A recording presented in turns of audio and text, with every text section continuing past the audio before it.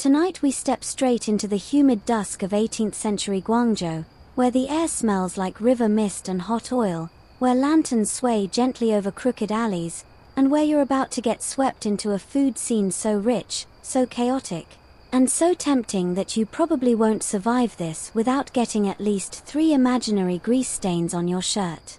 So, before you get comfortable, take a moment to like the video and subscribe, but only if you genuinely enjoy what I do here. Now, dim the lights, and let's ease into tonight's journey together. You trudge forward through the packed lanes of Guangzhou's night market, lanterns swaying overhead like little suns stitched into the evening. The Pearl River licks at the edge of the city, carrying boats stacked with cargo, and every gust of wind smells faintly of brine and charcoal. Your sandals scuff along the stone, and instantly you're surrounded by chatter, hawkers calling out prices, children laughing too loud, the soft thud of cleavers meeting thick wooden blocks. The whole street feels alive, vibrating with hunger. Lantern light paints the world in amber. You see silhouettes bending over iron pots, shapes of baskets dangling from bamboo poles, and shadows darting like restless spirits. The food stalls don't line the alleys politely, they sprawl, spilling into your path. You have to sidestep a woman balancing a tray of dumplings, the steam curling around her head like a halo. She doesn't even glance at you. This dance of dodging and weaving is second nature here. There's an unspoken rhythm to this place. Merchants who've spent their day haggling in crowded warehouses now crowd the stalls shoulder to shoulder. Sailors with sunburnt skin toss dice in the corners while their bowls of noodles cool. A scholar, robes slightly frayed, tips back a cup of tea with a practiced flick, then resumes muttering lines of poetry as if food and verse belong in the same bowl. Everyone, rich or poor, is pulled into the same glowing current. You smell sesame oil, sharp and nutty. Then the sweeter pull of roasted peanuts. Then, beneath it all, a deeper note, fermented shrimp paste, funky enough to make your nose twitch but magnetic enough that you lean closer. Historians still argue whether Guangzhou street food was the poor man's cuisine or the lifeblood of the entire city, but in this moment, distinctions blur. Everyone here is united by appetite. A boy runs past you carrying a lantern taller than his torso. The paper is painted with red carp that flicker as the flame inside trembles. He almost collides with a butcher dragging half a pig carcass on a cart, and the two pause, eye each other, then laugh. The boy disappears into the crowd. The butcher parks his cart, already shouting to attract customers. The sense of danger and humor blend here. It's a place where you might lose your sandal to a spilled broth, and nobody will stop to help.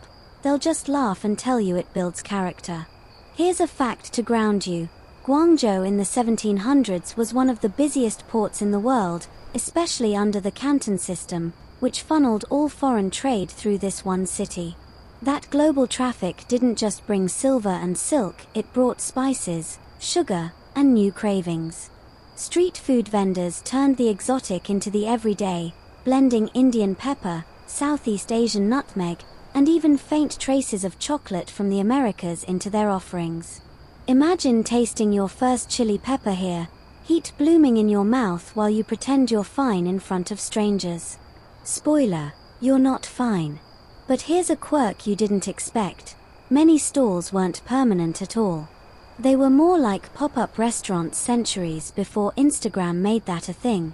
Families carried portable stoves slung on bamboo poles, setting up wherever the crowd seemed thickest. One moment the lane was clear, the next moment, bam, you've got a wok roaring to life, sending sparks into the night air.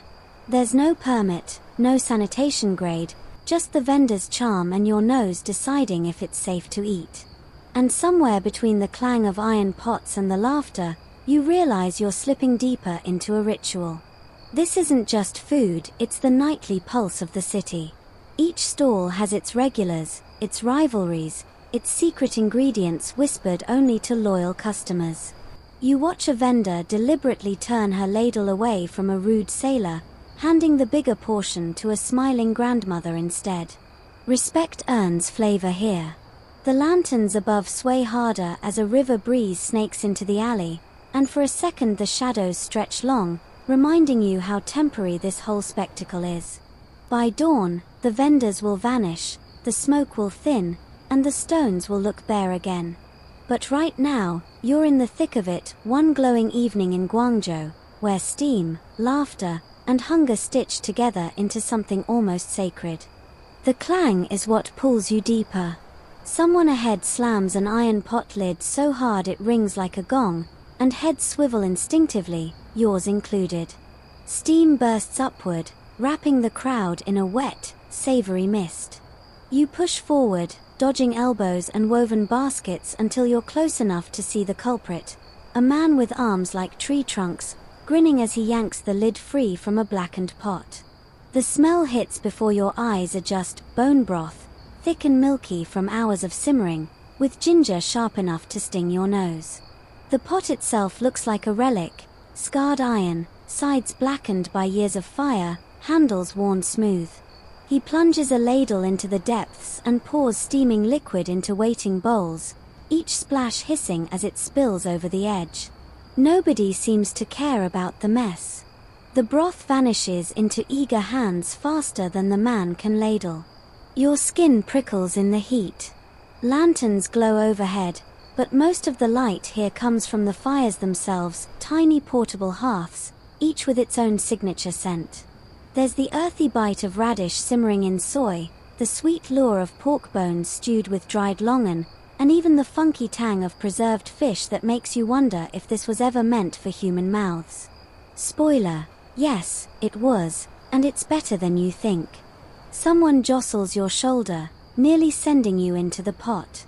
The vendor laughs, steadying you with one massive hand before barking out the next order. This isn't fine dining. This is survival in a bowl. Scholars still argue whether these early street kitchens were proto-restaurants or simply scaled-up family cooking, but either way, you're face to face with one of the first versions of fast food 18th century edition.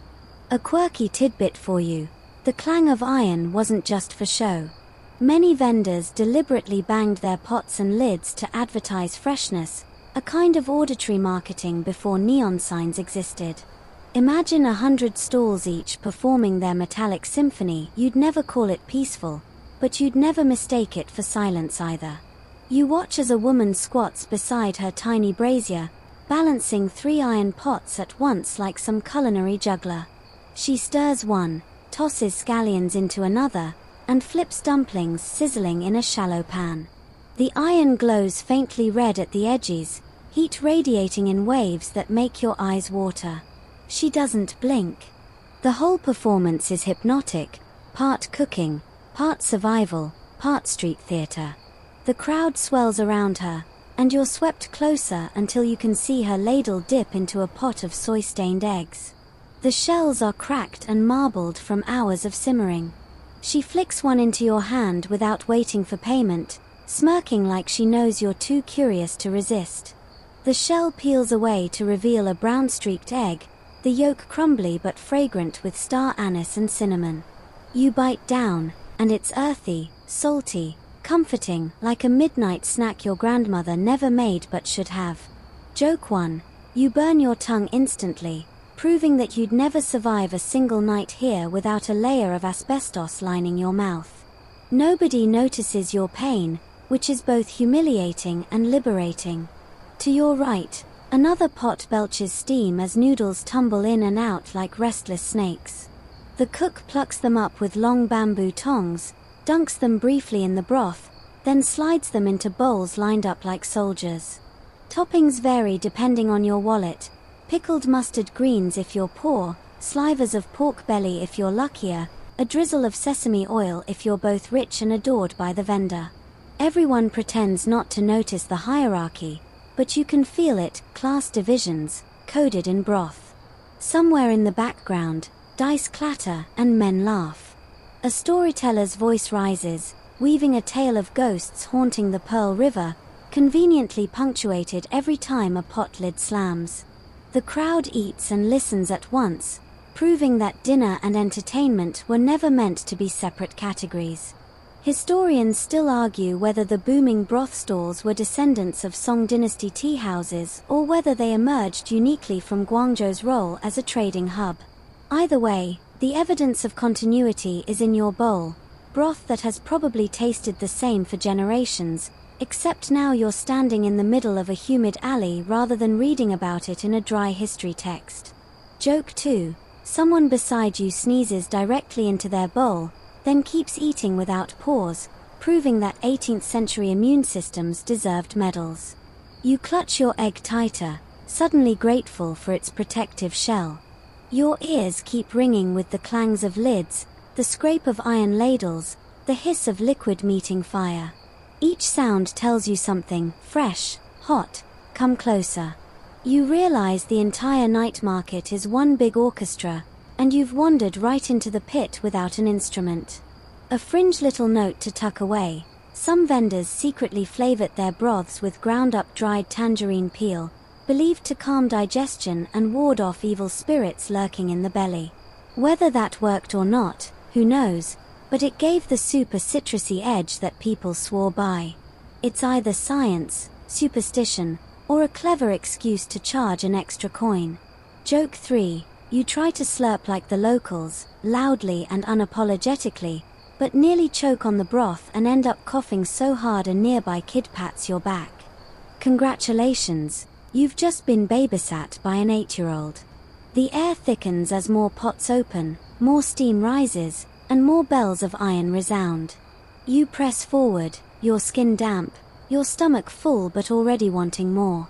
The clangs fade into a rhythm, no longer shocking but almost comforting, like the heartbeat of the city itself. And you realize, as you lick the last trace of soy and egg from your fingers, that Guangzhou doesn't let you stand still, it pulls you along with every clang, every hiss, every hungry cheer. The scent of oil thickens, pulling you toward the riverbank where the night market presses hardest against the Pearl River. You hear it before you see it, the snapping crackle of fish skin hitting boiling oil, followed by a cheer as though someone just scored a goal. You slip through the crush of bodies, lantern light flickering on damp stone, until the scene opens in front of you, a row of warks big enough to drown in, each one spitting golden arcs of oil into the night. The vendors here specialize in one thing: fish. Slippery, silvery, freshly yanked from the Pearl River not an hour ago, their scales still glint faintly in the lantern glow. The fisherman hauls them in buckets, water sloshing with every step, and dumps them into the hands of cooks who don't even flinch at the wriggling. Within moments, blades flash. Scales scatter like confetti. The fish are cleaned with the efficiency of people who have done this so many times they could probably do it blindfolded, though, hopefully, they don't. Your eyes water from the smoke. A cook lifts a basket of cleaned fish, dips them in batter made from rice flour, and lowers the whole thing into a wok. The oil roars. The surface of the fish bubbles, skin crisping into a shell that locks in the soft flesh. The smell is unbearable, nutty, salty, with a faint sweetness from the rice flour. You feel your stomach growl, which is ironic, because it's been less than 10 minutes since your last bowl of broth. Apparently, time bends in food alleys. Historians still argue whether fried fish like this was an everyday snack or a festive indulgence, since frying required large amounts of precious oil. But judging by the crowd here, either historians are wrong or everyone tonight is pretending it's a festival. The cook pulls the basket free, and the fish gleam like treasure. He sprinkles salt, chopped scallions, and, for the wealthier customers, a dusting of imported black pepper, an extravagant touch, considering pepper traveled all the way from India. That single dash could be worth half a laborious meal, but who's counting when your taste buds are singing? Joke 1. You reach out, only to realize the fish is still lava hot, and you spend the next 30 seconds waving it like a maniac while the crowd laughs softly, as if every newcomer must pass this initiation rite. Beside you, another vendor specializes in river shrimp. These little creatures are tossed straight into the oil without ceremony, legs curling, shells snapping. When they surface, they're brittle enough to crunch whole heads, tails, and all. A child gnaws one happily, orange oil staining her chin. You wince, then realize the crunching sound is oddly satisfying, like edible gravel. A quirky tidbit: some stalls served the fish not with rice, but with small discs of fried dough, essentially proto-donuts, used to mop up oil and crumbs. Imagine eating a fish sandwich where the bun is a deep-fried biscuit. Somewhere, a nutritionist faints. The air is so dense with scent that you taste it with every breath. It clings to your clothes, your hair, even your eyelashes. Tomorrow, you'll smell like fried fish even if you bathe 3 times, but that's tomorrow's problem. Tonight, you surrender. The river hums behind you. Lanterns tremble in the breeze. You notice sailors sprawled on crates, tearing into fried fish with their hands, grease shining on their knuckles. They laugh too loud, curse too freely, and toss bones into the shadows for stray dogs that dart in and out of the light. Class rules fade here. Rich merchants and penniless porters alike chew side by side, bonded by the universal truth that crispy food always tastes better after dark. Joke 2. A scrawny cat leaps onto a table, snatches a shrimp, and vanishes into the crowd before anyone reacts.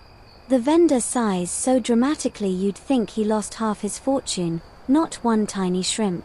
You edge closer to another wok where the vendor adds a twist.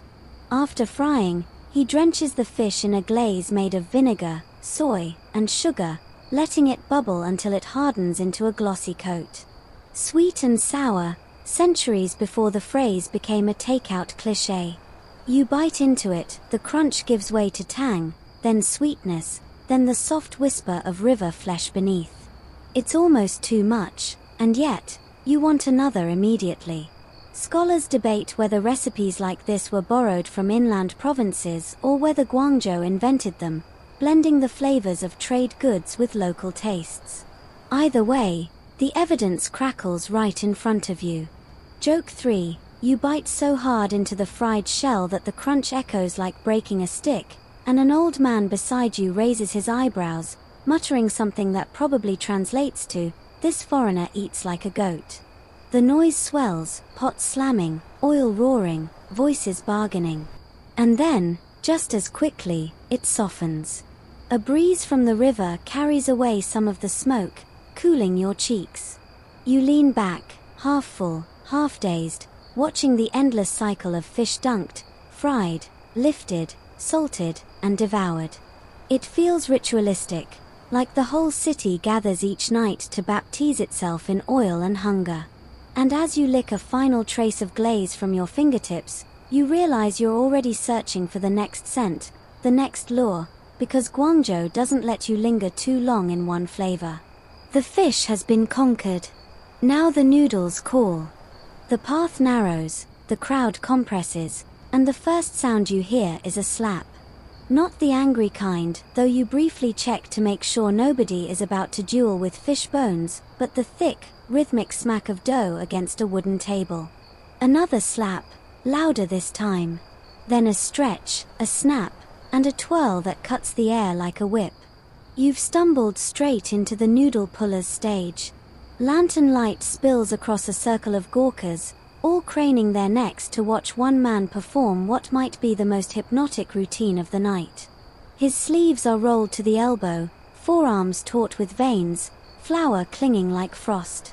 He lifts a thick rope of dough, stretches it wide, then folds it back on itself with a sharp twist. Another pull, another fold, another slap against the table. The dough multiplies with each motion, dividing into finer strands until, in the space of a few breaths, it's transformed into a cascade of noodles thin as silk. The crowd actually applauds, which tells you this is more theater than cooking. And honestly, they're right. Watching him is mesmerizing. You could probably fall asleep to this repetitive rhythm if the smell of garlic frying in oil didn't jolt you awake every 30 seconds. Fact check time: hand-pulled noodles, or la mian, had been around for centuries, but by the 18th century they were a Guangzhou spectacle. Travelers noted the art form as much as the flavor, describing cooks as if they were magicians turning dough into edible thread. And here you are, standing in the audience of a show people never tired of. The puller tosses the strands into boiling broth, the steam swallowing them whole. Seconds later, he fishes them out with a wooden rake, slides them into a bowl, and ladles broth over the top. Your turn comes faster than expected, and suddenly you're holding a bowl so hot it doubles as a hand warmer. You take a slurp. The noodles are chewy, bouncy, alive. They catch the broth, which is laced with ginger and dried anchovy, with a subtle pepper burn that lingers. You almost hum out loud, which would be embarrassing if the man next to you weren't already doing the same. Joke 1. Your first slurp is so enthusiastic that broth shoots up your nose, forcing you into an awkward coughing fit that makes 3 children giggle uncontrollably. Congratulations, you've just invented the noodle snort. The stall is chaos in motion. One assistant needs more dough, another tends the boiling pot, while the master stretches and snaps noodles like an orchestra conductor leading his flowery symphony. The claps of dough punctuate the chatter around you, like drumbeats in the humid night. A quirky tidbit slips in here. Some noodle pullers coated their hands with sesame oil before stretching to keep the dough from sticking. That oil seeped into the strands, giving the noodles a subtle nutty edge. Others swore by dusting flour made from ground beans instead of wheat, claiming it gave better elasticity. Whether that's genius innovation or just an excuse to use cheaper ingredients, you'll never know, but your tongue votes for genius. Beside you, a scholar in worn robes debates loudly with a merchant about the superiority of wheat noodles versus rice noodles. Their argument grows so heated that the noodle puller himself chuckles mid-stretch. Historians still argue along similar lines, whether southern China's rice traditions or northern wheat traditions had the stronger culinary influence on Guangzhou streets. Tonight, though, the debate dissolves into broth as both men inhale their noodles in truce. Joke 2. An old man tries to pull his own noodle imitation, stretching a bread bun with dramatic flair, only for it to tear instantly. The crowd howls, proving slapstick humor transcends centuries. The bowl in your hands is endless, you slurp and slurp, but the noodles seem to regenerate like hydra heads. And just when you think you've reached the bottom, a hidden piece of braised beef surfaces, meltingly tender. Surprise meat, the best kind of history lesson. More stalls stretch down the lane, each offering variations. Some add pickled mustard greens, others drizzle soy mixed with garlic. One daring vendor sprinkles chili flakes so bright they glow crimson in the lamplight. A brave sailor tries them, turns purple, and gulps tea straight from the pot. The vendor smirks, clearly proud of the suffering he's inflicted. You linger, watching the noodle pullers continue their art. The flour dust sparkles in the lantern glow, catching in the air like snowflakes. The slap of dough echoes into the alleys, steady, constant, strangely soothing. It's not just cooking, it's ritual, entertainment, livelihood all bound together. Joke 3. You attempt a dramatic twirl of your chopsticks, trying to look graceful, only to fling half a noodle onto your neighbor's sleeve. He glances down, shrugs, and eats it. Problem solved. The broth cools in your bowl, the crowd shifts, and the pullers move into their late-night rhythm, less showy, more mechanical, feeding the tired merchants and hungry porters who arrive in steady waves. And as you set your empty bowl aside, you catch yourself listening not just to the chatter, but to the slap, stretch, and snap of dough echoing like a lullaby in the Guangzhou night. The alley twists again, and suddenly the roar of woks and clatter of chopsticks softens into something subtler, clinking porcelain cups, hushed murmurs, and the earthy perfume of dried roots and flowers. You've wandered into a strip of stalls that feels half apothecary, half tea house. The smoke here doesn't sting your eyes, it curls gently, scented with ginseng, chrysanthemum, and the faint sweetness of licorice root. You inhale, and for a second you're not in a street market at all, you're in someone's herb garden, minus the chickens. A bearded vendor stands behind a bamboo counter stacked with drawers, each labeled in black ink. He pulls one open, pinches something dark and shriveled, and drops it into a clay teapot already steaming. The hiss is soft, almost polite compared to the noodle chaos you left behind. He adds chrysanthemum petals, bright yellow even in lantern light, and the whole stall fills with the fragrance of late summer fields. Fact check. By the 18th century, Guangzhou had already been famous for its tea culture, and medicinal brews were sold side by side with everyday cups. Locals believed every imbalance in the body could be nudged back into harmony with the right infusion. Too much heat in your stomach? Drink chrysanthemum. Weak blood?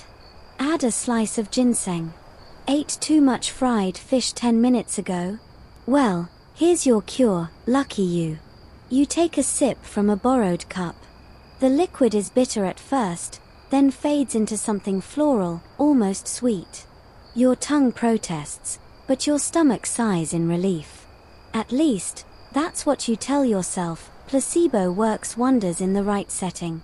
Joke 1. You nearly gag on the bitterness, only to realize the vendor is watching with an expression that screams, "Ah yes, another foreigner who thought herbal medicine tastes like candy."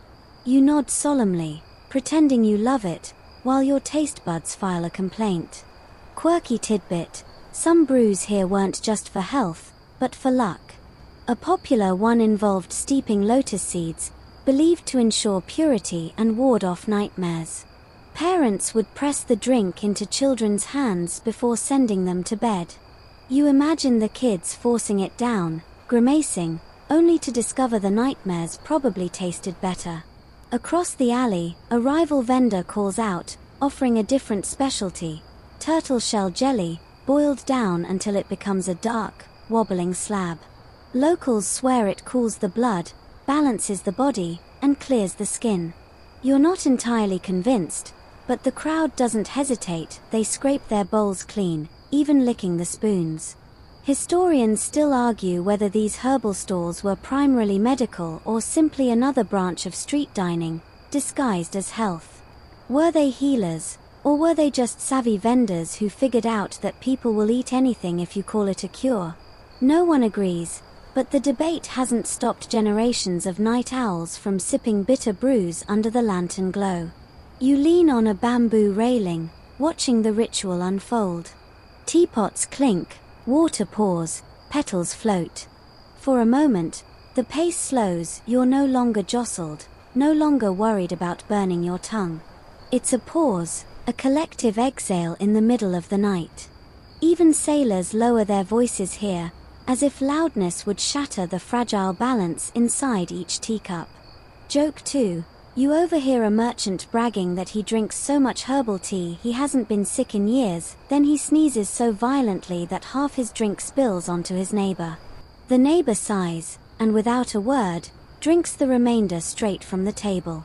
One vendor insists you try his tonic of ginseng boiled with dates. He claims it restores energy instantly. You sip, and whether it's placebo or sugar, you do feel lighter, like your feet might actually survive another hour of wandering. Maybe he's right. Or maybe you're just caffeinated to the eyeballs. Either way, it works. The alley glows differently here. Lanterns hang lower, wrapped in silk shades painted with cranes and lotuses. Their light isn't sharp but muted, like candle flames through frosted glass. The crowd lingers longer. 2 people nurse their cups slowly, debating philosophy or gossiping about their neighbors. You hear one scholar mutter about the foreign ships docked at the Pearl River, wondering what strange herbs those sailors might bring next. Joke 3. You imagine one of those European traders trying turtle shell jelly for the first time, mistaking it for dessert. Their faces probably twisted so hard it looked like a theatrical mask. You finish your cup, the bitterness still clinging to your tongue, but your body strangely grateful. You step back into the flow of the market, your ears already catching the muffled clatter of bamboo baskets further ahead. The teas fade behind you, replaced by the sound of steam hissing, lids rattling, and dumplings ready to vanish faster than you can blink. The first hiss of steam reaches you before the baskets do. It snakes through the alley, damp and fragrant, carrying whispers of shrimp, pork, and sticky rice. You follow it like a moth, weaving past herbal stalls until the mist thickens around you. Bamboo towers loom into view, stacks upon stacks of round baskets, each one rattling gently under the pressure of boiling water. You've found the dim sum stalls, where everything is bite-sized, nothing is polite, and patience is a lost cause. Vendors perch behind the steamers, moving like magicians. They lift lids with practiced flicks, releasing puffs of white mist that fog your hair and sting your cheeks. Inside, little parcels of dough, each swollen from heat, their skins translucent enough to reveal pink shrimp or green chive. The baskets are balanced 3, 4, even 6 high, as though gravity takes bribes in Guangzhou. Fact check. The practice of serving dim sum alongside tea had deep roots in southern China by the 18th century. Travelers described streets lined with tea and small bites, a combination so natural it seemed inevitable. Some historians argue dim sum evolved from roadside tea stalls feeding weary travelers along trade routes. Others insist Guangzhou perfected the art by marrying tea culture with the city's obsession for variety. Either way, here you are, staring at dumplings steaming like tiny jewels in bamboo boxes. You step closer, and a vendor thrusts a basket at you without hesitation. Inside are pork siu mai, their wrinkled skins pinched at the top, dotted with bright orange roe. You bite, and hot juice floods your tongue, so rich it nearly burns. The texture shifts, chewy pork, delicate shrimp, the pop of roe, all wrapped in a skin thin enough to vanish but strong enough to hold it all together. You're too busy juggling the heat in your mouth to remember table manners, which, honestly, nobody here cares about anyway. Joke 1. The dumpling is so hot that you end up doing a little open-mouth panting routine, fanning your lips while trying not to look like a dragon breathing steam. A grandmother across from you chuckles knowingly, she's clearly seen this show before. A quirk emerges. Dim sum wasn't just about flavor, but speed. Vendors piled baskets high, not because it looked impressive, though it did, but because customers wanted food faster than it could cook. By stacking, steam from the bottom pot rushed upward, turning the whole column into one giant multi-story kitchen. You're basically eating from the first skyscraper of snacks. The variety is dizzying. Shrimp dumplings shaped like little purses. Glutinous rice wrapped in lotus leaves, their bundles fragrant with soy and mushroom. Sweet custard buns that release golden lava if you bite too soon. You hover like a dragonfly, dipping from one stall to another, each bite a new story. Historians still argue whether dim sum was more social ritual than sustenance. Was it about nourishing the body, or about stretching conversations with endless refills of tea and baskets? Judging by the chatter around you, friends gossiping, merchants negotiating, couples leaning close, you lean toward the latter. Nobody here looks rushed.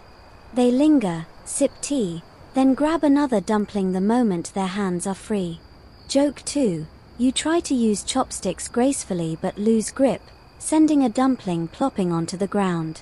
Before you can mourn it, a dog darts in and swallows it whole. Problem solved, though you're not sure whether to feel grateful or jealous. The atmosphere is different here than the fried fish chaos. Softer, gentler, but no less intense. The steam wraps everyone in the same cloud, blurring faces, making strangers feel closer. You hear clinks of porcelain teacups, dim sum never goes alone. Servers pour dark oolong into tiny cups, their fragrance cutting through the heaviness of dough and pork. One sip clears your throat, resets your appetite, and convinces you that yes, you can absolutely eat another 6 dumplings. Quirky tidbit. Some vendors carved their family names into the lids of bamboo baskets. Not for branding exactly, but to ensure their baskets didn't get borrowed by rivals. Losing bamboo meant losing business, and bamboo wasn't cheap. You glance around and notice faint characters burned into the lids, marks of ownership hiding in plain sight. Joke 3. You overhear a sailor complaining he ate so much dim sum he can't move, only to watch him reach for another bun mid-sentence. His friends laugh, reminding him that in Guangzhou, full is just a polite pause. The steamers hiss louder as the night deepens. Baskets are emptied, refilled, shuffled like cards in a never-ending game. You lick custard from your lips, wipe steam from your brow, and let the warmth seep into your bones. Dim sum isn't meant to be conquered, it conquers you, basket by basket, until you surrender with sticky fingers and a full belly. And just as you lean back, sighing, a glimmer of color catches your eye. A tray of candied fruit skewers glistening like fireworks in sugar, waiting to pull you back into the current. The steam fades behind you, replaced by a sharper sweetness that cuts through the humid night like a sudden spark. Lantern light glints off something glossy, jewel-toned, and precariously balanced on bamboo skewers. You drift closer, guided by the squeals of children tugging their parents' sleeves. The source becomes clear, candied hawthorns, little red orbs strung like beads, coated in hardened sugar that catches every flicker of firelight. The vendor works quickly, dipping skewers of fruit into a bubbling pot of syrup, twirling them deftly until each berry gleams. The sugar sets almost instantly in the cool night air, turning the fruit into what looks more like glass sculpture than snack. When the pot hisses, sparks of caramelized sugar jump into the air, tiny fireworks on the street corner. Fact check: tanghulu, or candied hawthorn, had been popular in northern China for centuries, but by the 18th century it had migrated south, popping up even here in Guangzhou's night markets. Hawthorn wasn't just candy, it was thought to aid digestion, the perfect follow-up to dumplings and fried fish. Sweet tooth and stomach remedy in one stick. A child clutches a skewer like its treasure, biting down with a crunch so loud it makes you flinch.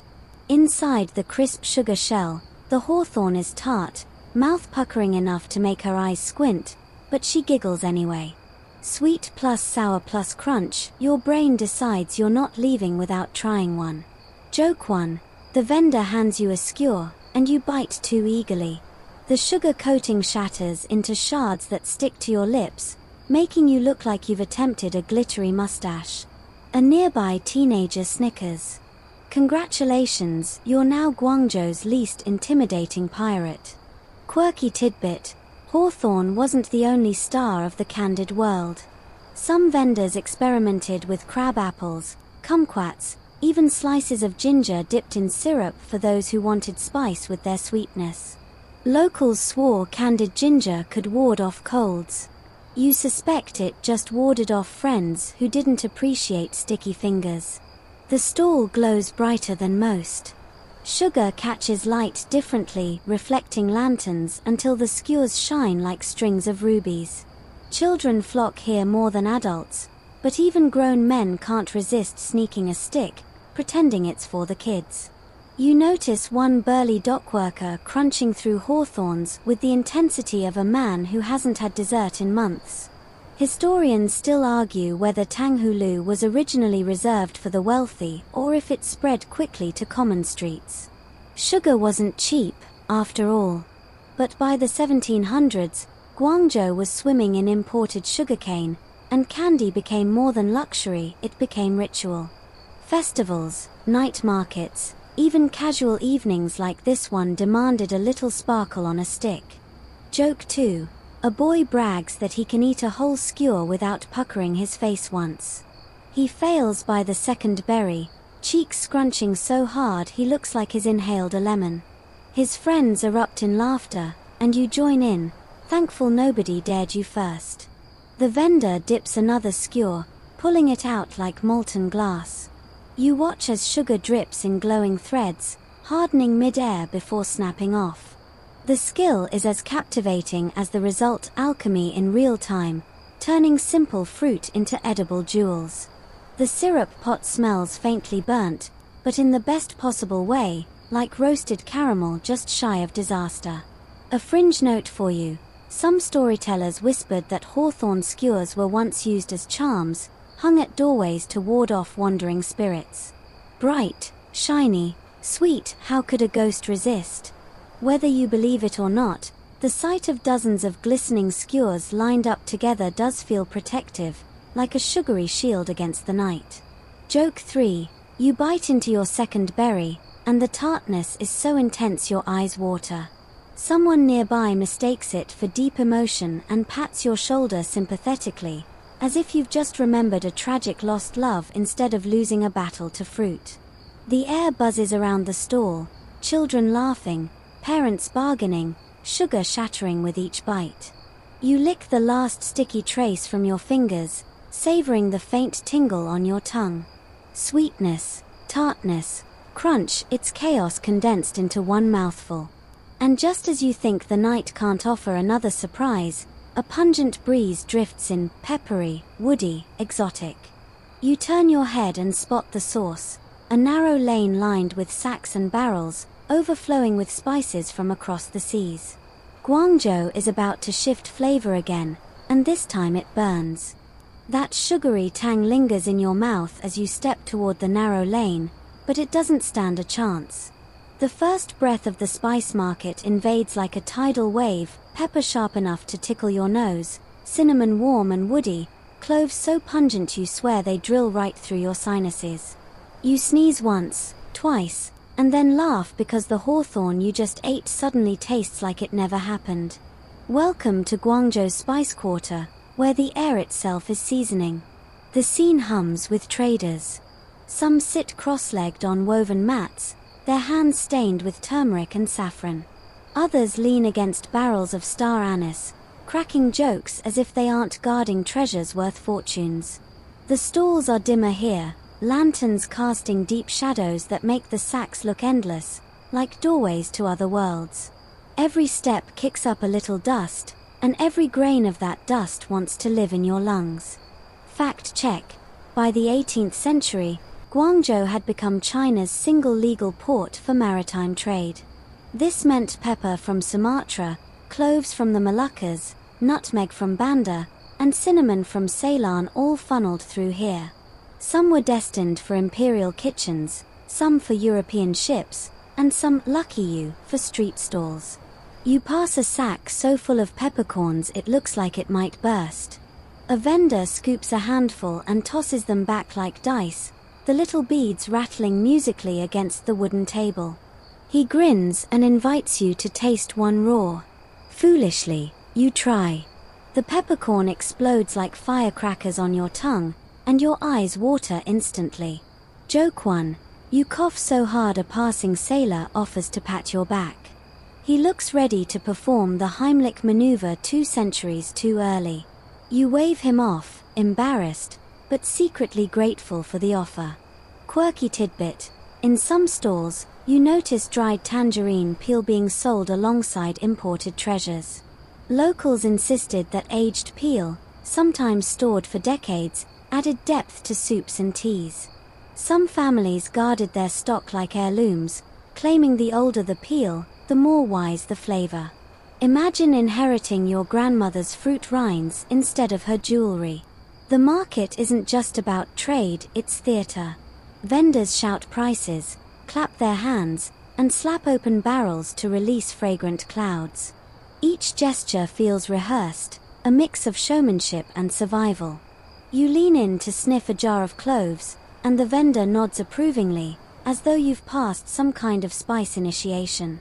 Historians still argue whether ordinary citizens here could truly afford imported spices, or if most of what you see was merely staged for export. Some claim the street markets catered to everyone, while others suggest the majority of locals rarely tasted nutmeg or cinnamon, those luxuries reserved for merchants and aristocrats. Looking around, though, you notice plenty of ordinary-looking shoppers with small bundles wrapped in paper. Maybe everyone just bought in pinches, not pounds. Joke 2. You watch a child sneak a stick of cinnamon, gnawing on it like candy.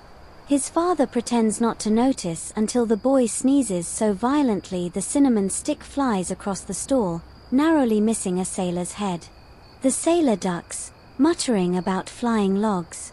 One merchant beckons you closer, lifting the lid of a clay jar. Inside are tiny, round pods, Sichuan peppercorns. They don't just burn, they buzz. You let one sit on your tongue, and soon your lips tingle, as if bees are politely knocking at the door of your nervous system. Locals grin knowingly, used to this numbing thrill, but you're left flapping your mouth like a fish trying to regain sensation. Joke 3.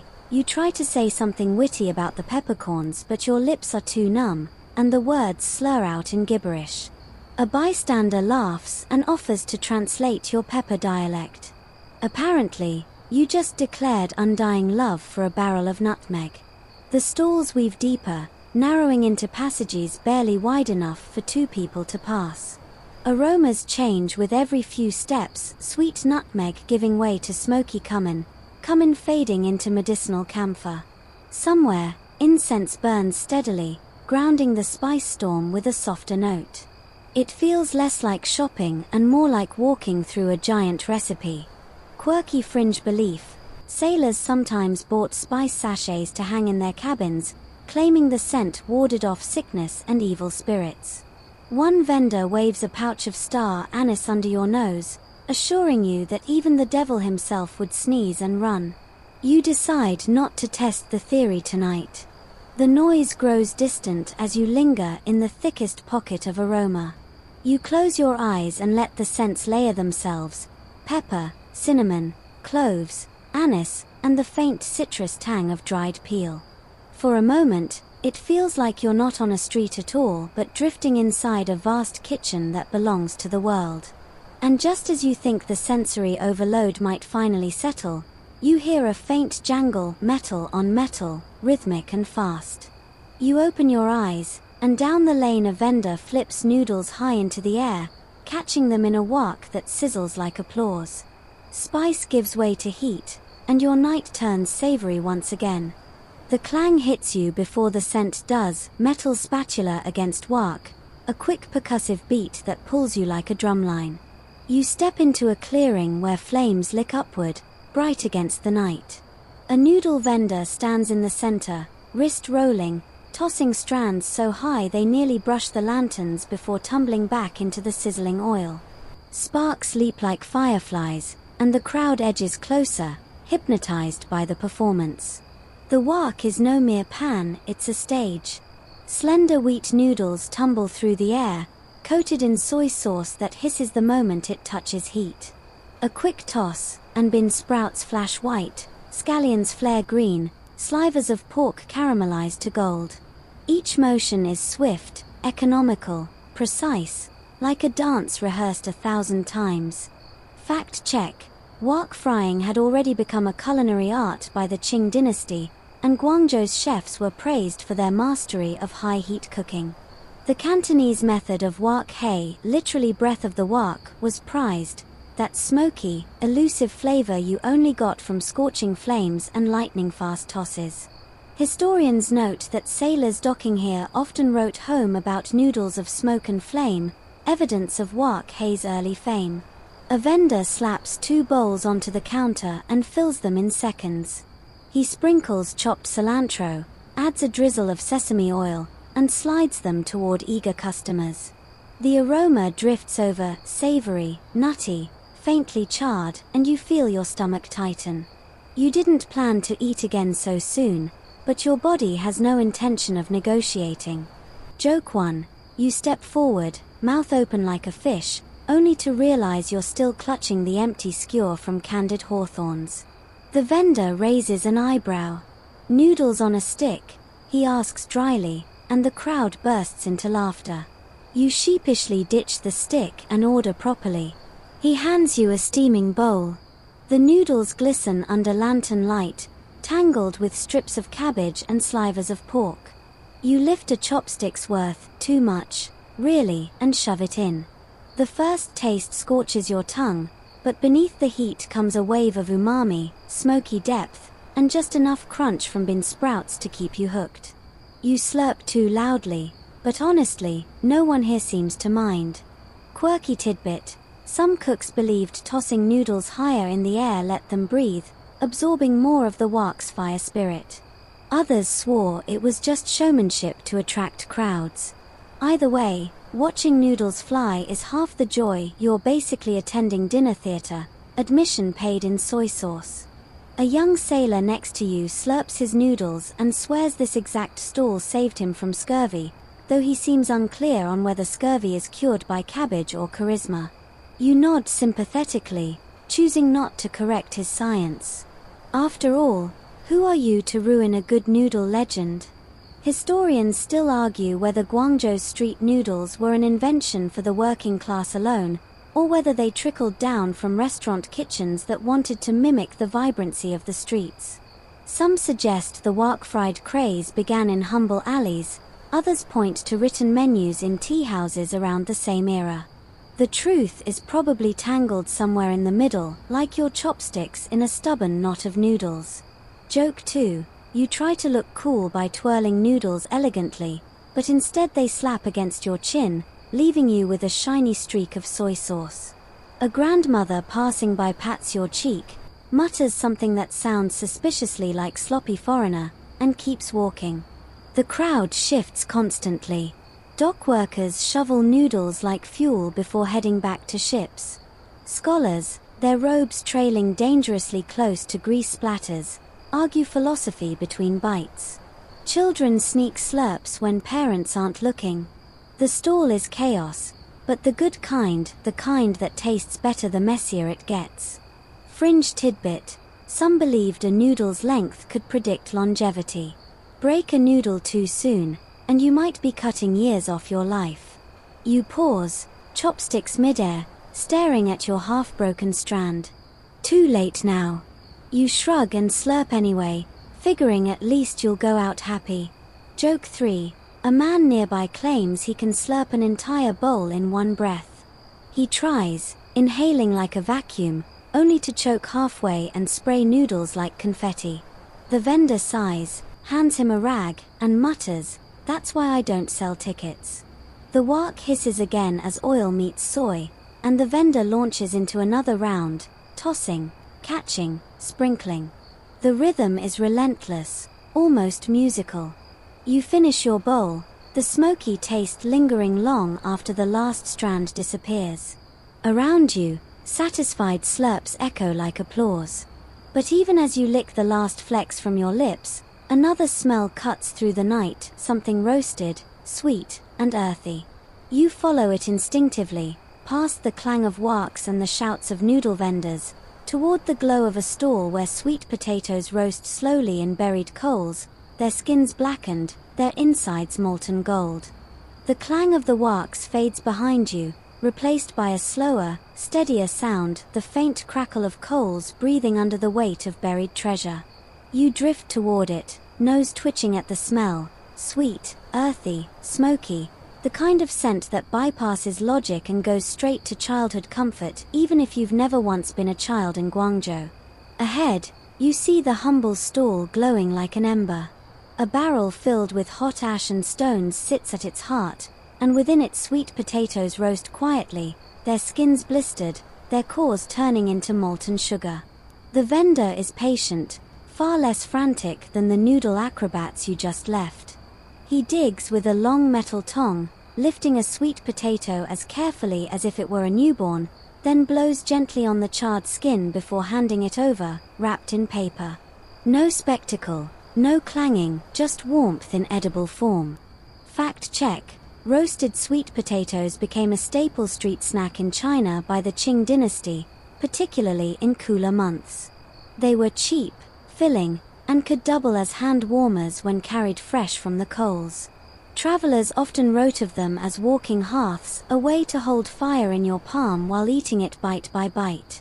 You cradle one in your hand. The skin is blackened, cracked in spots where the golden syrup inside has bubbled out.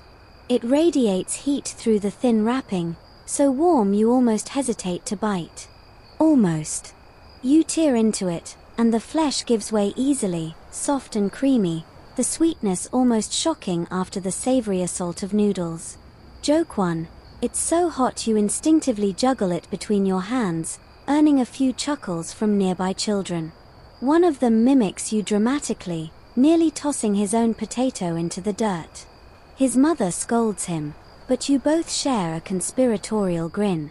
Quirky tidbit: roasted sweet potatoes were sometimes sold late into the night, even after other stalls had closed. Their smoky scent carried down alleys, luring wanderers who needed warmth more than entertainment. Some vendors carried them in small clay ovens on their backs, calling out into the dark like human fireflies. The vendor offers you a pinch of salt. You hesitate, but sprinkle a little over the steaming orange flesh. The result? Sweetness deepens, a savory edge sharpening it, and suddenly you understand why this simple food could anchor a whole night. A potato that tastes like dessert, yet feels like a meal, efficient comfort. Historians still argue whether sweet potatoes, originally brought from the Americas, gained their foothold in southern China through survival necessity or pure popularity. Some say they saved regions from famine, others argue their adoption was slower, shaped more by taste than need. Standing here, with juice running down your chin, you lean toward the latter. This is too delicious not to be embraced. Joke 2. A sailor nearby bites into his potato too aggressively, the molten core squirting out like lava onto his sleeve. He yelps and waves his arm frantically, as if his suddenly invented interpretive dance. The crowd laughs, and the vendor calmly hands him a rag without missing a beat. Clearly, this is not the first potato eruption of the evening. The sweetness lingers, but the slow burn of the coals makes the stall more than just food, it's a gathering spot. People huddle close, not just for snacks but for warmth, leaning in against the cool night. You notice how quiet it feels here compared to the spice lane or noodle chaos. Conversations are softer, laughter muted, as if the fire has hushed everyone into gentleness. A fringe belief whispers through the crowd. Some say roasted sweet potatoes carried healing properties, not just for the stomach but for the spirit. Warmth in the belly, warmth in the heart. Vendors were sometimes thought of as humble healers, selling not just food but comfort against loneliness. You glance around and see a few solitary figures holding their potatoes close, eyes closed as they eat slowly, almost prayerfully. Joke 3. You burn your tongue on a too hasty bite and instinctively blow frantically on the potato, looking for relief. A nearby grandmother pats your arm and mutters something along the lines of, "Patience cooks the flavor." Translation: don't be an idiot with molten vegetables. You scrape the last of the flesh from the charred skin, licking your fingers clean. The warmth settles low in your belly, grounding you after so much fast, noisy eating. For the first time tonight, you feel still, as though you've stepped into a pause between one carnival and the next.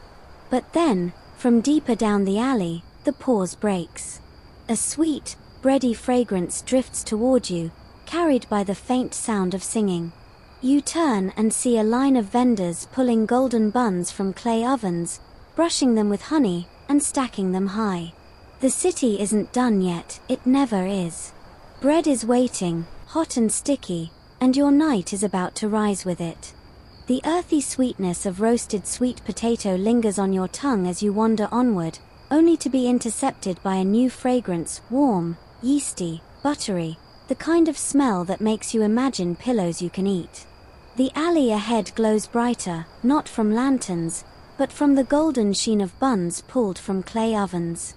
Vendors line the way, arms dusted in flour, voices raised in song or sales pitch, while trays of bread rise and fall in rhythm with the crowd's hunger. The buns are squat and round, each one lacquered with honey that glistens under firelight. Some are sprinkled with sesame seeds, others split to reveal fillings, sweet red bean, minced pork, even slivers of candied orange peel. You catch sight of one vendor brushing a fresh tray with egg wash, the glossy tops reflecting lanterns like a hall of mirrors. Fact check. While rice reigned supreme in Guangzhou, wheat-based breads and buns crept in through trade and migration. Bakers adapted techniques from northern China and even foreign sailors, creating a hybrid street culture of breads, pastries, and cakes. By the 18th century, some travelers noted Guangzhou's bread alleys, though most locals still treated them as novelties beside traditional rice fare. You step close to one stall where the baker works barehanded, slapping dough onto the inner walls of a clay oven. The discs cling like stickers, puffing up as heat sears them. Within minutes, he scrapes them free with a long hook, stacking them high until the pile steams visibly in the cool night. Joke 1. The vendor sees you gawking and teases, first time meeting bread. Don't worry, it won't bite. He hands you one, piping hot, and you immediately juggle it from hand to hand like a nervous circus act. The crowd applauds your incompetence. You tear the bun in half. Steam spirals upward, carrying the scent of honey and yeast. The crust is thin, the inside fluffy, sweet without being cloying. You bite, and it collapses softly against your teeth, leaving just enough chew to keep you from inhaling it whole. Quirky tidbit: some buns were stamped with little wooden molds before baking, leaving floral or geometric designs baked into the surface. These weren't just for looks, they marked which fillings were inside. Imagine biting into one expecting bean paste and finding pork instead. The designs were edible warning labels. The stall next to you sells twisted fritters, fried dough ropes crisp on the outside but soft within. Children giggle as they dunk them into bowls of warm soy milk, a midnight breakfast eaten long before dawn. You dip a piece yourself, and the soy milk clings to the dough like velvet, turning snack into lullaby. Historians still argue whether these bread-like treats were truly embraced by locals or remained the indulgence of outsiders, merchants, northern migrants, and curious youth. Some accounts describe Guangzhou as stubbornly rice-loyal, others insist wheat snacks became part of late-night rituals, especially in market districts. Your own evidence. The line of customers stretching behind you, eager for honey buns, seems to lean toward acceptance. Joke 2. A sailor in front of you tries to balance 3 buns, one in each hand and one in his mouth. Predictably, he drops the middle one into the soy milk tub, and the vendor groans. The sailor fishes it out shamelessly, wrings it like laundry, and eats it anyway. The crowd cheers his bravery or his lack of shame.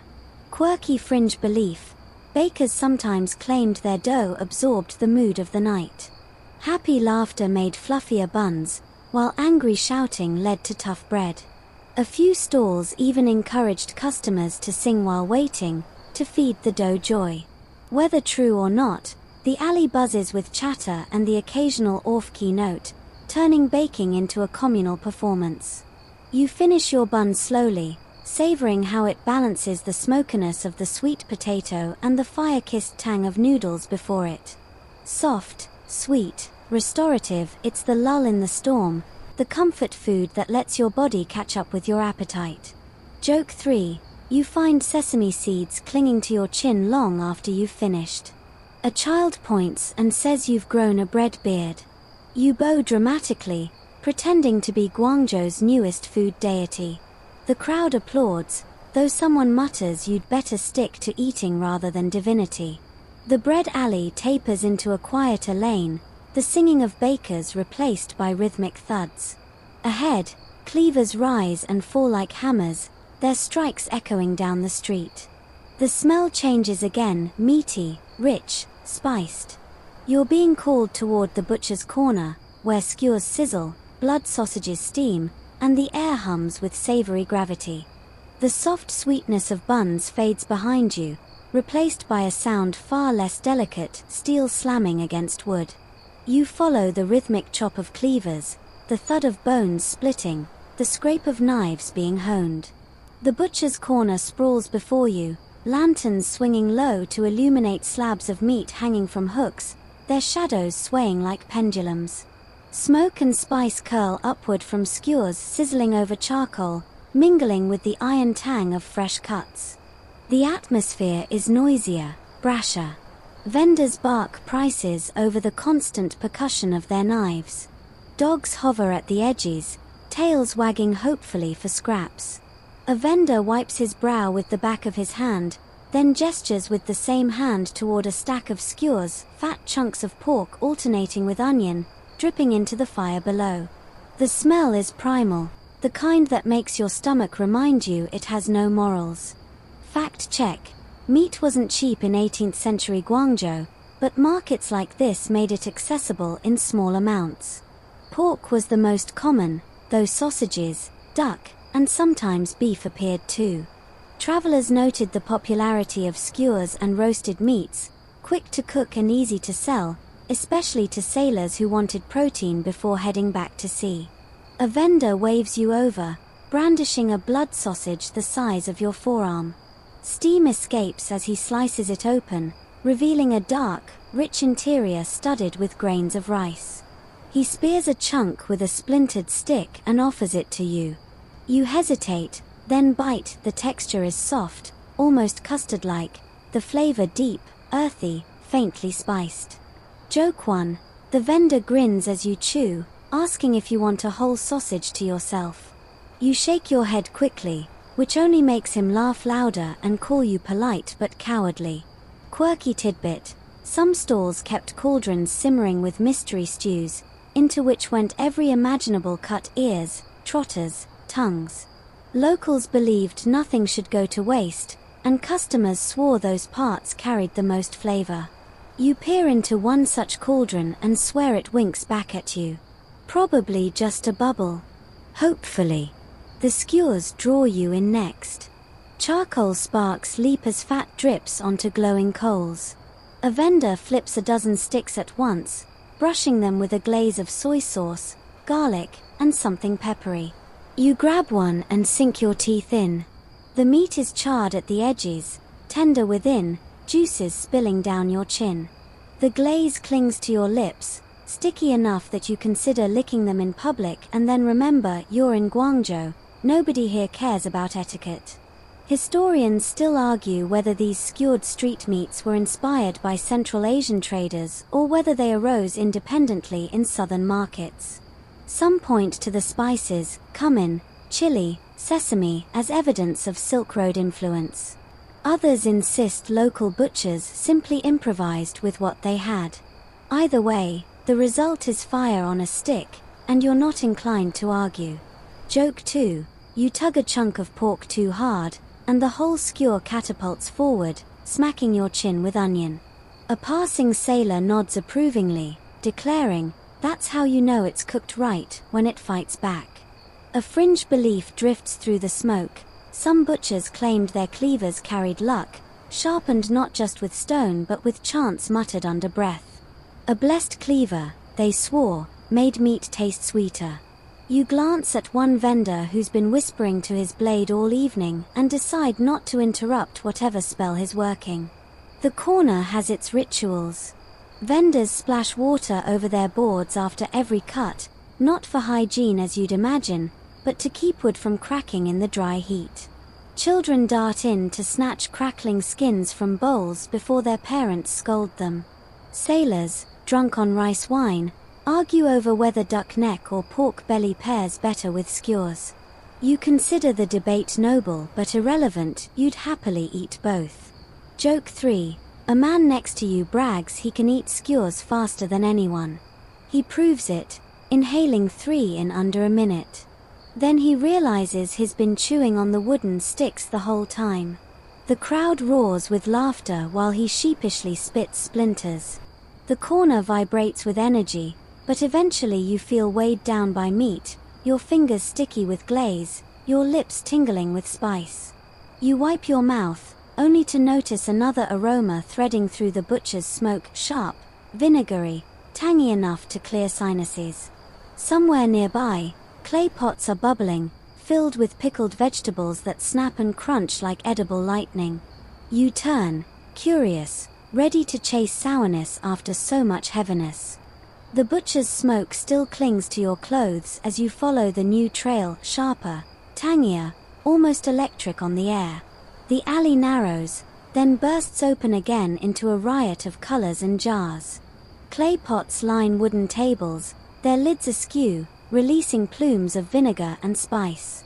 The scent makes your mouth water and your eyes sting at the same time. You've stumbled into the pickle quarter, where nothing is neutral and everything bites back. Vendors crowd their tables with jars of every size. Some hold whole cucumbers, pale and floating like sleeping fish.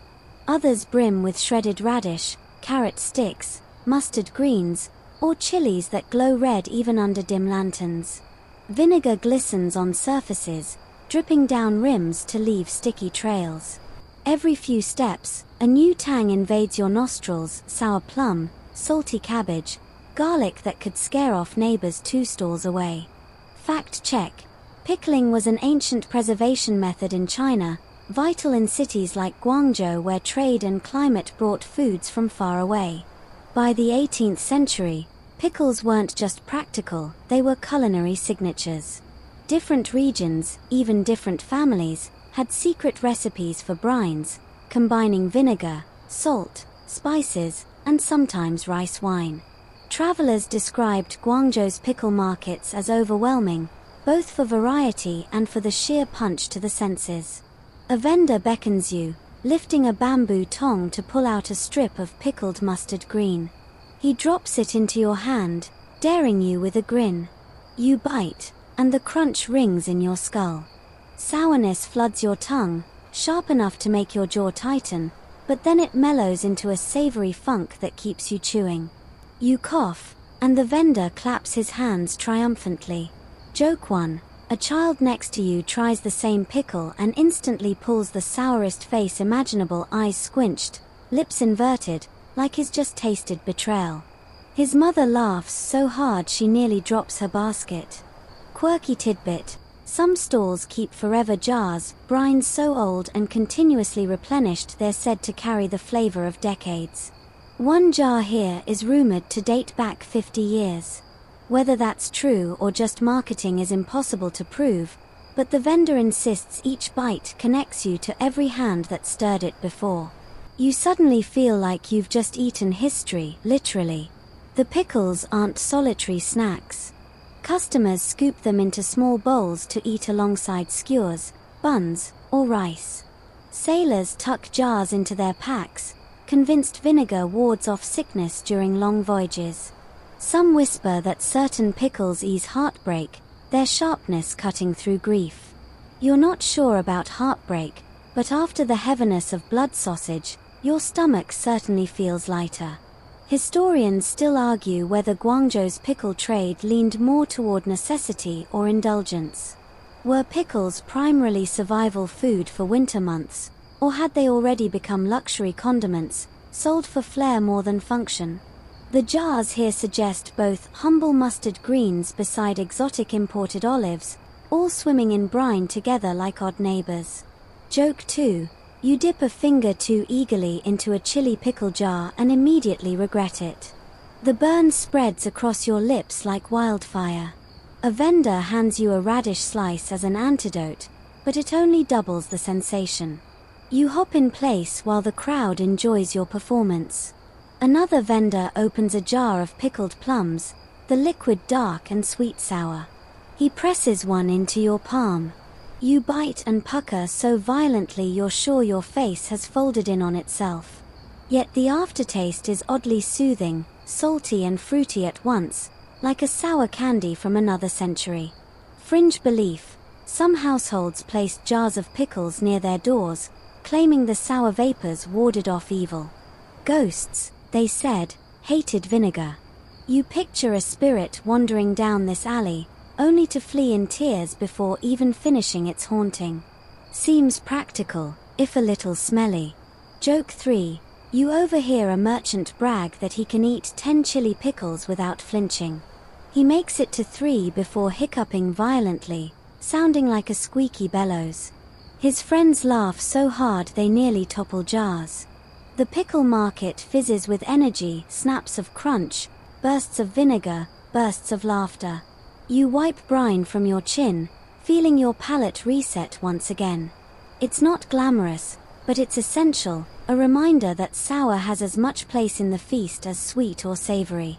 And as you set down the last pit of a plum, a new sound rises behind the jars, a melodic pluck of strings, the trill of flutes, voices weaving into song. Beyond the pickles, musicians gather, and food begins to mingle with performance. The market is no longer just feeding bodies, it's preparing to feed ears and spirits too. The tang of vinegar still clings to your tongue as the sound of strings and flutes lures you forward. The pickle jars fade into shadow, replaced by lanterns glowing above a small open stage. Musicians sit cross-legged, plucking peepers and bowing erhu, while flutists lean back and let breath dance into the humid night. Around them, vendors slide closer, carts edging into the circle like moths drawn to flame. You've wandered into the food court of entertainment, where snacks and melodies weave into one seamless ritual. Crowds gather, children perched on shoulders, elders tapping canes in time with the beat. A singer's voice soars, high and clear, filling the alley with stories of warriors, lost lovers, and clever fox spirits. Between verses, hawkers shout their pitches, bowls of steaming rice porridge, sesame cakes glistening with syrup, skewers brushed with sweet bean paste. The music doesn't stop, it becomes the backdrop for chewing, sipping, and bargaining. Fact check.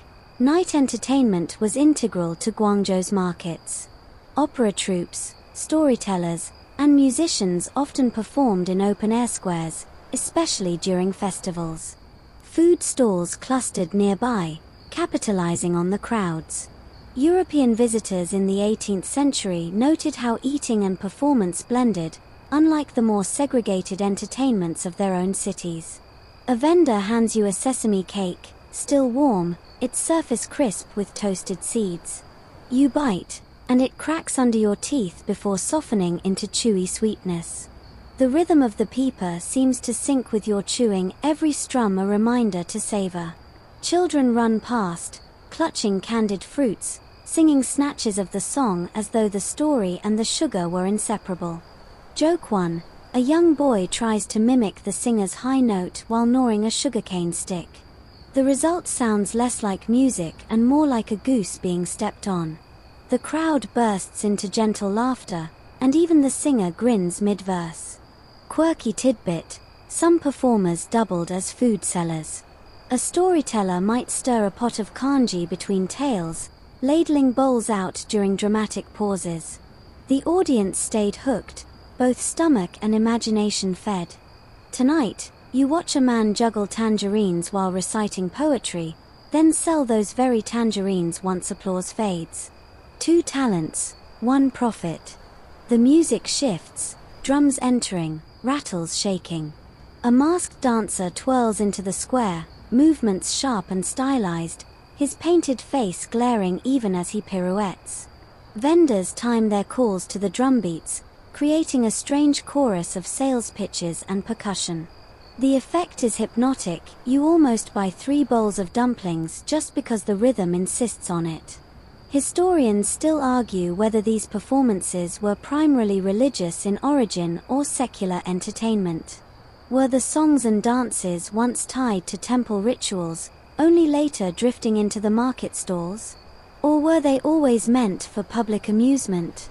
The blurred line remains, but tonight the only thing clear is that no one here worries about the distinction, they're too busy eating and clapping along. Joke 2. A fire breather takes the stage, swigs from a hidden flask, and sends a plume of flame skyward. The crowd gasps, then immediately shuffles backward, not from fear, but because the nearest vendor's wok has just caught the stray spark. Within seconds, the fire is smothered under a pile of damp cabbage leaves. The performer bows, pretending it was part of the act all along. The food here leans lighter, sweet cakes, fruit, dumplings easy to eat one-handed while your other claps in rhythm. Rice wine flows freely, sold in chipped clay cups. You sip, and warmth spreads through your chest as the music swells. The square glows with lantern light, and for a moment the whole world seems reduced to 3 sensations: sound in your ears, sweetness on your tongue, and laughter in your chest. Fringe belief whispers that certain songs could season food. A dumpling eaten during a joyous ballad tasted luckier, while one eaten during a tragic aria carried misfortune. You catch yourself glancing at your sesame cake, half eaten during a tale of doomed lovers, and wonder if you should have waited for the comic sketch. Joke 3. A street clown stumbles into the square, juggling skewers instead of clubs. One slips, and he instinctively bites the meat mid-air, chewing while continuing the act. The audience roars, children cheering as he swallows with exaggerated gulps. Someone mutters, "That's dinner and theater, all in one." As the performance winds down, the crowd shifts, spilling into nearby alleys. The music lingers in your ears like an aftertaste, faint but steady. You follow, your steps lighter, only to notice torches ahead, not lanterns, but stern flames held by patrols. Officials sweep through, eyes sharp for unclean stalls and forbidden snacks. The festival mood dips, and suddenly the alley feels less like a playground and more like a gamble. The joyful clamor of music fades behind you as the glow of patrol torches hardens the air. Officials march in pairs, their steps deliberate, their voices sharp. They lean over carts, sniff pots, frown at skewers left too long in the smoke. Vendors freeze mid-motion, bowls half-filled, ladles suspended. The merriment of the market dims into a hush where only the sound of dripping oil and crackling wicks remains. You slip sideways, into a narrower lane, following locals who move with practiced ease. Behind half-shuttered doors, a different Guangzhou pulses. Here, stalls are tucked into courtyards, away from the watchful eyes of law. Candles burn low, casting secret shadows over tables spread with delicacies the officials might deem unclean or simply too bold. Fact check. Qing authorities often issued edicts against unregulated food stalls, citing health concerns and social order. Yet enforcement was patchy at best. Vendors adapted, retreating into hidden alleys where regulars knew to knock twice or whisper the right phrase. These covert markets became rituals of their own, blending defiance with indulgence. A woman beckons you inside a courtyard where steam rises from a giant covered pot. She ladles out turtle soup, thick and fragrant, garnished with scallions. She sets it before you without words, just a wink, as if you've passed some secret test. The broth is earthy, rich, sliding down your throat with warmth that settles in your bones. Joke 1. A young man at your table lifts his bowl with exaggerated stealth, glancing left and right as though spies lurk in the rafters. He slurps so loudly that everyone bursts into laughter, effectively announcing the hidden feast to half the block. Quirky tidbit. Some of these stalls specialized in forbidden pairings, like pork cooked in medicinal broths that certain moralists claimed were wasteful, or shellfish stews prepared during months when superstition said the sea spirits demanded rest. Eating them wasn't just dining, it was a small rebellion. One vendor produces a dish of river snails, simmered with garlic and chili. The shells glisten under candlelight. You suck the meat from one, spicy brine hitting your tongue like a slap, and feel oddly triumphant, as though you've crossed a line that only locals truly understand. Historians still argue whether these underground courts were tolerated as safety valves or genuinely feared as disorderly. Were officials deliberately turning a blind eye, knowing people needed such spaces? Or did they genuinely try, and fail, to stamp them out? Tonight, in this courtyard, it feels like resistance hidden under a veil of spice. Joke 2. A sailor tries a snail for the first time, struggles with the shell, and launches the meat halfway across the courtyard, splattering another diner's robe. The table erupts into applause as if it were an athletic achievement. The night grows deeper, and with it, the feast softens. Vendors bring out bowls of clear soup broth steeped from chicken bones, salted gently. Others pass sweet rice porridge, flecked with dried fruits. These are not indulgent, not rebellious, but comforting. The kind of dishes you eat when eyes grow heavy, when laughter softens into murmurs. Fringe belief lingers even here. Some whisper that eating quietly in the hour before dawn ensures dreams free of nightmares. Too much noise, they claim, wakes spirits who wander at the edge of night.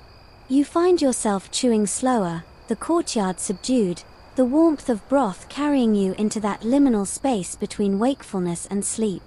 Joke 3. Someone at your table nods off mid-bite, his chopsticks clattering into the soup.